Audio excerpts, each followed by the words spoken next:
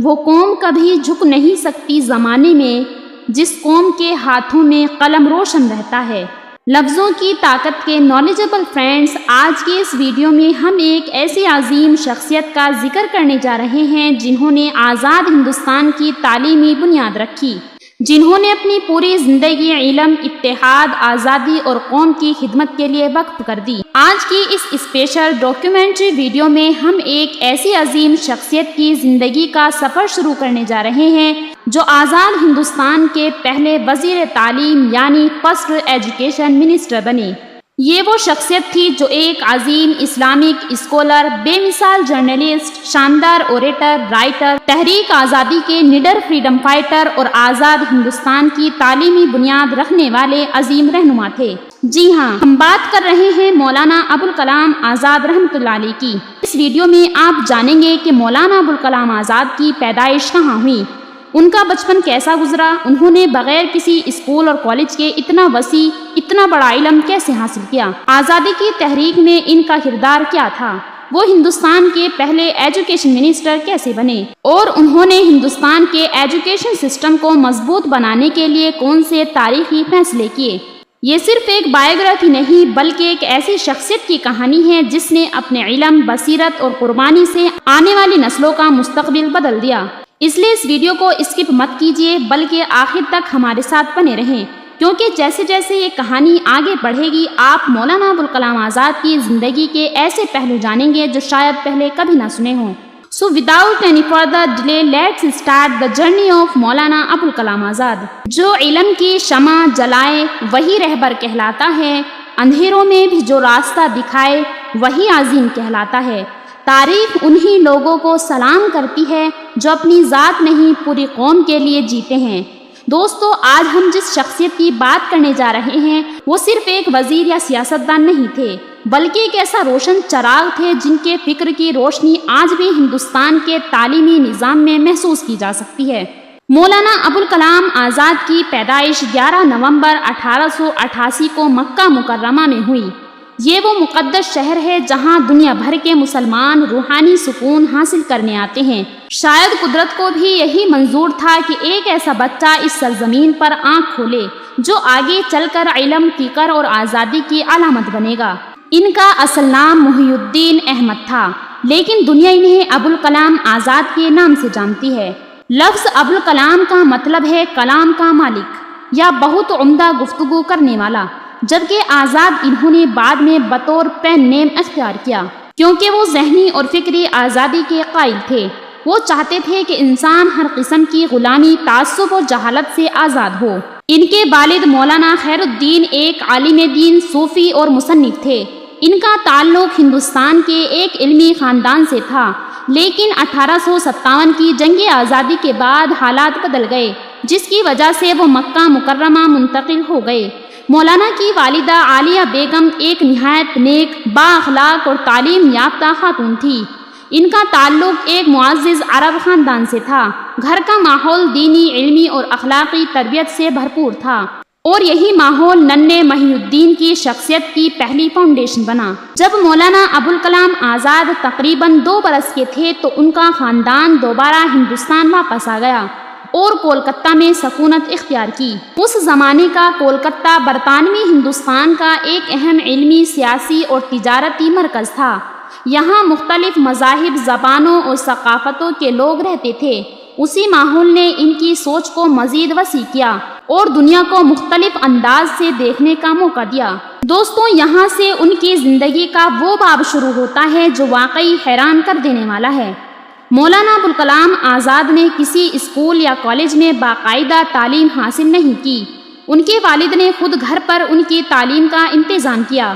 بہترین اساتذہ ان کے گھر آتے تھے اور انہیں قرآن کریم، حدیث، فقہ، تفسیر، عربی ادب، ریاضی اور تاریخ پڑھاتے تھے۔ لیکن سب سے حیران کن بات یہ تھی کہ وہ صرف سبق یاد نہیں کرتے تھے بلکہ ہر موضوع پر سوال کرتے، تحقیق کرتے اور اس کی گہرائی تک پہنچنے کی کوشش کرتے۔ کہا جاتا ہے کہ جس عمر میں بچے کھیل کود میں مصروف ہوتے ہیں اس عمر میں مولانا ابوالکلام آزاد بڑی بڑی کتابیں پڑھ رہے تھے۔ صرف 12 سے 13 سال کی عمر میں انہوں نے عربی اور فارسی پر ایسی مہارت حاصل کر لی تھی کہ بڑے بڑے علماء بھی ان کے علم سے متاثر ہوتے تھے۔ اس کے ساتھ ساتھ انہوں نے اپنی محنت سے انگلش لینگویج بھی سیکھی تاکہ مغربی علوم اور جدید افکار کو براہ راست سمجھ سکیں۔ یہی عادت بعد میں ان کے شخصیت کی سب سے بڑی طاقت بنی۔ وہ روزانہ کئی گھنٹے مطالعہ کرتے تھے۔ تاریخ، فلسفہ، سائنس، ادب، مذہب اور سیاست، شاید ہی کوئی ایسا موضوع ہو جس میں ان کی دلچسپی نہ ہو۔ وہ کہا کرتے تھے کہ جو قوم کتابوں سے رشتہ مضبوط کر لیتی ہے، دنیا کی کوئی طاقت اسے ترقی سے نہیں روک سکتی۔ اسی لیے علم ان کی زندگی کا مقصد بن گیا، اور یہی مقصد آگے چل کر پورے ہندوستان کی تعلیمی پالیسی کی بنیاد بھی بنی۔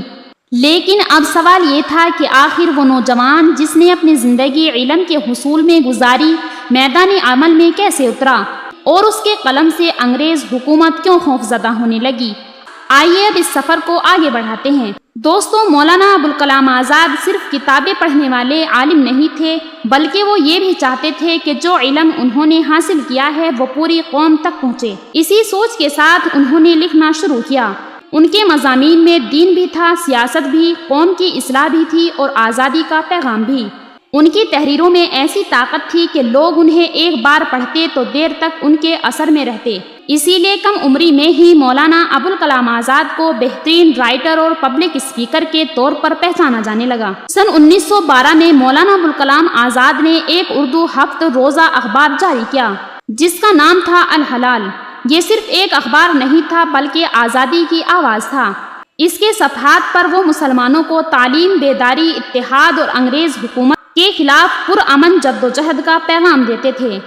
الحلال کی زبان اتنی مؤثر اور دلنشین تھی، چند ہی مہینوں میں اس کی ہزاروں کاپیاں فروخت ہونے لگی اور پورے ہندوستان میں اس کا چرچا ہونے لگا۔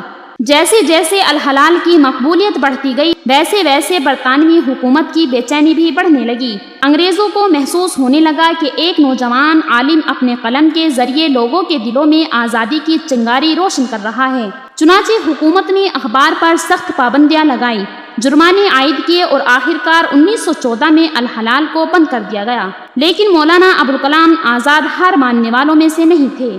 الحلال بند ہوا تو انہوں نے ایک نیا اخبار جاری کیا جس کا نام رکھا البلاغ۔ انہوں نے واضح الفاظ میں کہا کہ قوموں کی ترقی علم، اتحاد اور خود اعتمادی سے ہوتی ہے، نہ کہ غلامی قبول کرنے سے۔ یہ باتیں انگریز حکومت کو مزید ناگوار گزری اور کچھ ہی عرصے بعد البلاغ پر بھی پابندی لگا دی گئی۔ صرف اخبارات بند کرنے پر ہی اکتفا نہیں کیا گیا بلکہ مولانا ابوالکلام آزاد کو مختلف علاقوں میں جانے سے بھی روک دیا گیا۔ انگریز حکومت سمجھتی تھی کہ اگر اس شخص کی آواز خاموش ہو جائے گی تو آزادی کی تحریک کمزور پڑ جائے گی، لیکن وہ یہ نہیں جانتے تھے کہ سچے خیالات کو قید نہیں کیا جا سکتا۔ قید کے دنوں میں بھی مولانا نے مطالعہ جاری رکھا، لکھتے رہے، غور و فکر کرتے رہے اور اپنے مستقبل کے منصوبے بناتے رہے۔ مولانا ابوالکلام آزاد ہمیشہ کہتے تھے، قوموں کی قسمت بندوقیں نہیں بلکہ تعلیم یافتہ ذہن بدلتے ہیں۔ یہی سوچ بعد میں ان کی پوری زندگی کا مشن بن گیا۔ قلم جب حق کی خاطر بولنے لگتا ہے تو ظلم کا ہر ایمان ڈولنے لگتا ہے۔ زنجیریں جسم کو تو روک سکتی ہیں مگر آزاد خیال کبھی نہیں جھک سکتا ہے۔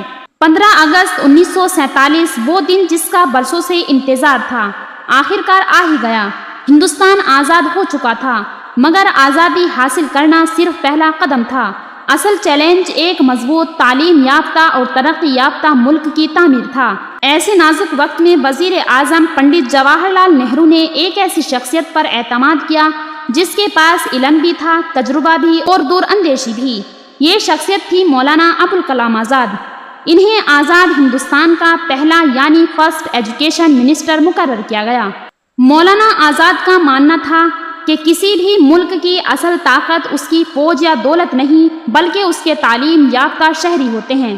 اسی لیے انہوں نے وزارت سنبھالتے ہوئے پورے ملک کے ایجوکیشن سسٹم کو مضبوط بنانے کا کام شروع کیا۔ ان کی کوشش تھی کہ ہر بچہ چاہے وہ امیر ہو یا غریب، شہر میں رہتا ہو یا گاؤں میں، تعلیم سے محروم نہ رہے۔ مولانا آزاد نے صرف پرائمری تعلیم پر ہی نہیں بلکہ ہائر ایجوکیشن پر بھی خصوصی توجہ دی۔ ان کی کوششوں سے ہندوستان میں جدید سائنس اور تکنیکی تعلیم کو فروغ ملا۔ بعد میں Indian institute of technology IITs کے قیام اور ترقی کی راہ ہموار ہوئی تاکہ ہندوستان کے نوجوان دنیا کے بہترین انجینئر اور سائنسداں بن سکیں۔ مولانا آزاد کا یقین تھا کہ مضبوط قوم بنانے کے لیے مضبوط یونیورسٹیاں ضروری ہیں۔ اسی مقصد کے تحت اعلیٰ تعلیم کے معیار کو بہتر بنانے کے لیے اہم اقدامات کیے گئے، جن میں UGC یونیورسٹی گرانٹس کمیشن کے قیام کی راہ بھی ہموار ہوئی۔ مولانا آزاد کا ماننا تھا کہ اگر ایک مرد تعلیم حاصل کرتا ہے تو ایک فرد تعلیم یافتہ ہوتا ہے، لیکن اگر ایک عورت تعلیم حاصل کرتی ہے تو پوری نسل تعلیم یافتہ بنتی ہے۔ اسی لیے انہوں نے خواتین کی تعلیم پر خصوصی زور دیا اور معاشرے سے اپیل کی کہ بیٹیوں کو بھی یکساں تعلیمی موقع دیا جائے۔ دوستو، اتنی بڑی ذمہ داریوں کے باوجود مولانا آزاد کی زندگی نہایت سادہ تھی۔ وہ علم سے محبت کرتے تھے، کتابوں کا مطالعہ ان کی عادت تھی، اور وہ ہمیشہ نوجوانوں کو یہی نصیحت کرتے تھے کہ اپنے ہاتھ میں قلم اٹھاؤ، کیونکہ قلم قوموں کی تقدیر بدل دیتا ہے۔ 22 فروری 1958 کو یہ عظیم رہنما اس دنیا سے رخصت ہو گیا۔ ان کی وفات پر پورے ہندوستان میں غم کی لہر دوڑ گئی، کیونکہ قوم نے صرف ایک وزیر نہیں بلکہ ایک عظیم مفکر اور محب وطن کو کھو دیا تھا۔ انہیں دہلی کے جامع مسجد کے قریب سپرد خاک کیا گیا، جہاں آج بھی لوگ عقیدت کے ساتھ حاضری دیتے ہیں۔ مولانا ابوالکلام آزاد کی بے مثال خدمات کے اعتراف میں حکومت ہند نے 1952 میں مولانا ابوالکلام آزاد کو بے مثال خدمات کے اعتراف میں حکومت ہند نے 1992 میں انہیں ملک کے سب سے بڑے شہری اعزاز یعنی بھارت رتن سے نوازا۔ ان کی یاد میں ہر سال 11 نومبر یعنی ان کی پیدائش کے دن کو نیشنل ایجوکیشن ڈے کے طور پر منایا جاتا ہے۔ یہ دن ہمیں یاد دلاتا ہے کہ قوموں کی ترقی کی اصل پونجی تعلیم ہے۔ دوستو، مولانا ابوالکلام آزاد کی زندگی ہمیں یہ سبق دیتی ہے کہ حالات کتنے ہی مشکل کیوں نہ ہوں، اگر انسان علم کو اپنا ہتھیار بنا لے تو وہ تاریخ کے رخ بدل سکتا ہے۔ انہوں نے اپنی پوری زندگی قوم، تعلیم اور انسانیت کی خدمت کے لیے وقف کر دی۔ چراغ علم جلایا تو زمانہ روشن ہو گیا، ہر ایک دل میں امید کا خزانہ روشن ہو گیا۔ ابوالکلام آزاد کا احسان رہے گا صدیوں تک کہ ان کے خوابوں سے ہندوستان کا مستقبل روشن ہو گیا۔